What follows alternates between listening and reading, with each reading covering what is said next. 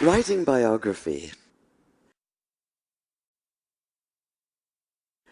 is a strange thing to do. It's a journey into the foreign territory of somebody else's life. A journey, an exploration that can take you places you'd never dreamed of going and still can't quite believe you've been, especially if, like me, you're an agnostic Jew and the life you've been exploring is that of Muhammad. 5 years ago, for instance, I found myself waking each morning in misty Seattle to what I knew was an impossible question. What actually happened one desert night, half the world and almost half of history away? What happened, that is, on the night in the year 610 when Muhammad received the first revelation of the Quran on a mountain just outside Mecca? This is the core mystical moment of Islam. And as such, of course, it defies empirical analysis. Yet the question wouldn't let go of me. I was fully aware that for someone as secular as I am, just asking it could be seen as pure chutzpah. And I plead guilty as charged, because all exploration, physical or intellectual, is inevitably, in some sense, an act of transgression, of crossing boundaries. Still, some boundaries are larger than others. So, a human encountering the divine, as Muslims believe Muhammad did, to the rationalist, this is a matter not of fact, but of wishful fiction. And like all of us, I like to think of myself as rational, which might be why when I looked at the earliest accounts we have of that night, what struck me even more than what happened was what did not happen. Muhammad did not come floating off the mountain as though walking on air. He did not run down shouting, "Hallelujah," and "Bless the Lord." He did not radiate light and joy. There were no choirs of angels, no music of the spheres, no elation, no ecstasy, no golden aura surrounding him, no sense of an absolute foreordained role as the messenger of God. That is, he did none of the things that might make it easy to cry foul, to put down the whole story as a pious fable. Quite the contrary. In his own reported words, he was convinced at first that what had happened couldn't have been real. At best, he thought it had to have been a hallucination, a trick of the eye or the ear perhaps, or his own mind working against him. At worst, possession, and he'd been seized by an evil jinn, a spirit out to deceive him, even to crush the life out of him. In fact, he was so sure that he could only be Majnun, possessed by a jinn, that when he found himself still alive, his first impulse was to finish the job himself, to leap off the highest cliff and escape the terror of what he'd experienced by putting an end to all experience. So the man who fled down the mountain that night trembled not with joy, but with a stark, primordial fear. He was overwhelmed not with conviction, but by doubt. And that panicked disorientation, that sundering of everything familiar, that daunting awareness of something beyond human comprehension, can only be called a terrible awe. This might be somewhat difficult to grasp now that we use the word awesome to describe a new app or a viral video. With the exception, perhaps, of a massive earthquake, we're protected from real awe. We close the doors and hunker down, convinced that we're in control, or at least hoping for control. We do our best to ignore the fact that we don't always have it, and that not everything can be explained. Yet, whether you're a rationalist or a mystic, whether you think the words Muhammad heard that night came from inside himself or from outside, what's clear is that he did experience them, and that he did so with a force that would shatter his sense of himself and his world, and transform this otherwise modest man into a radical advocate for social and economic justice. Fear was the only sane response, the only human response. Too human for some, like conservative Muslim theologians who maintain that the account of his wanting to kill himself shouldn't even be mentioned, despite the fact that it's in the earliest Islamic biographies. They insist that he never doubted for even a single moment, let alone despair. Demanding perfection, they refuse to tolerate human imperfection. Yet what exactly is imperfect about doubt? As I read those early accounts, I realized it was precisely Muhammad's doubt that brought him alive for me, that allowed me to begin to see him in full, to accord him the integrity of reality. And the more I thought about it, the more it made sense that he doubted, because doubt is essential to faith.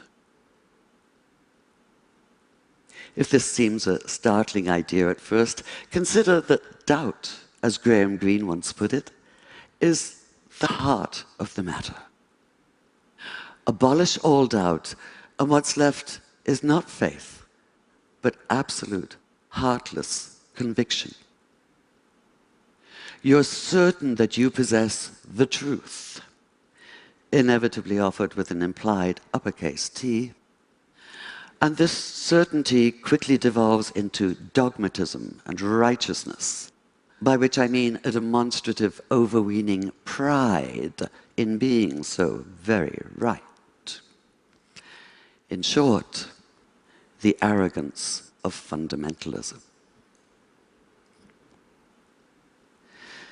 It has to be one of the multiple ironies of history that a favorite expletive of Muslim fundamentalists is the same one once used by the Christian fundamentalists known as crusaders.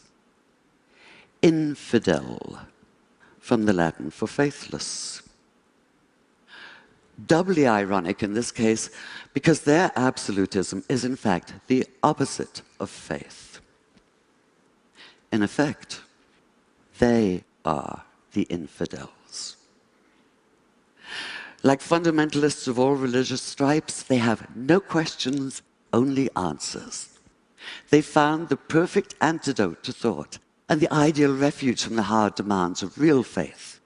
They don't have to struggle for it like Jacob wrestling through the night with the angel, or like Jesus in his 40 days and nights in the wilderness, or like Muhammad, not only that night on the mountain, but throughout his years as a prophet, with the Quran constantly urging him not to despair, and condemning those who most loudly proclaim that they know everything there is to know, and that they, and they alone, are right. And yet we, the vast and still far too silent majority, have ceded the public arena to this extremist minority.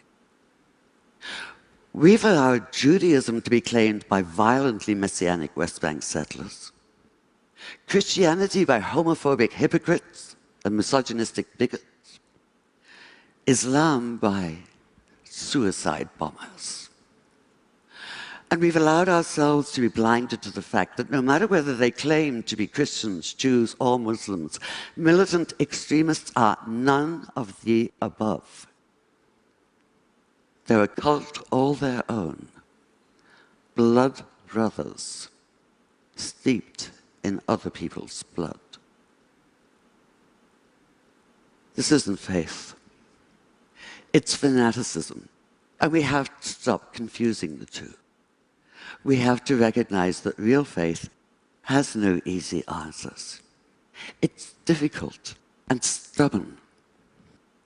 It involves an ongoing struggle, a continual questioning of what we think we know, a wrestling with issues and ideas.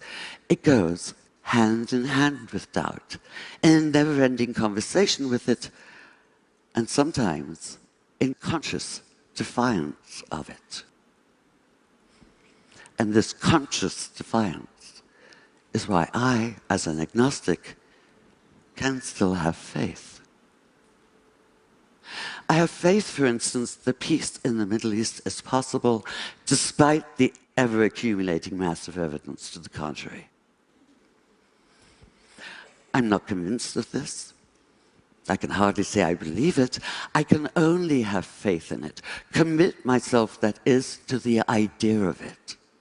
And I do this precisely because of the temptation to throw up my hands in resignation and retreat into silence. Because despair is self-fulfilling. If we call something impossible, we act in such a way that we make it so. And I, for one, refuse to live that way. In fact, most of us do. Whether we're atheist or theist or anywhere in between or beyond, for that matter, what drives us is that despite our doubts, and even because of our doubts, we reject the nihilism of despair. We insist on faith in the future and in each other. Call it naive if you like. Call it impossibly idealistic if you must. But one thing for sure, call it human.